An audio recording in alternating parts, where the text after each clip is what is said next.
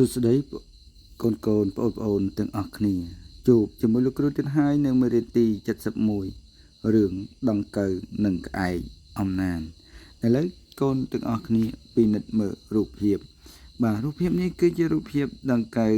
និងក្អែក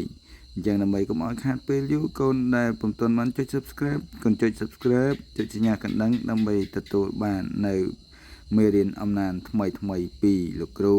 អញ្ចឹងកូនទាំងអស់គ្នាមកធ្វើការអានអំណានរបស់យើងជាមួយលោកគ្រូតោះចាប់ផ្ដើមមានសត្វដង្កូវមួយកំពុងស៊ីស្លឹកឈើពេលនោះមានសត្វក្អែកមួយហើរមកបំរុងនឹងស៊ីដង្កូវនោះដង្កូវមានប្រាជ្ញាក៏ដាក់ប្រស្នាឲ្យក្អែកដោះស្រាយបើក្អែកដោះប្រស្នាមិនរួចមិនអាចស៊ីវាបានទេដង្កូវដាក់ប្រស្នាតើអ្វីដែលផ្អែមក្រអូបជូរនិងស្អុយជាងគេក្អែកឆ្លើយអ្វីដែលផ្អែមជាងគេគឺស្ករទឹកឃ្មុំអ្វីដែលជូរជាងគេគឺក្រូចឆ្មាក្រអូបជាងគេគឺផ្កាទឹកអប់និងស្អុយ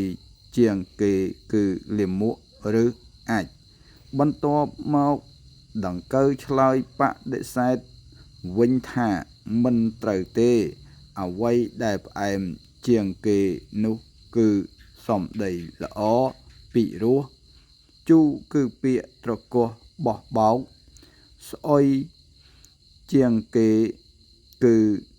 គេឈ្មោះមិនល្អនិងក្រអូបនោះគឺគេឈ្មោះដែលល្អប្រពៃដោយទល់ប្រាជ្ញាក្អែកក៏ចុះចាញ់ខានបានស៊ីដង្កូវបាទអត្ថបទរបស់យើងបានបញ្ចប់ទៅហើយកូនទាំងអស់គ្នាអានឲ្យបានច្រើនដងច្រើនសារដើម្បីឲ្យបានស្ទាត់ជំនាញក្នុងការអានហើយកូនដែលពុំទាន់បានចុច Subscribe កូនចុច Subscribe ចុចសញ្ញាកណ្ដឹងដើម្បីទទួលបាននៅមេរៀនអំណានថ្មីពីលោកគ្រូ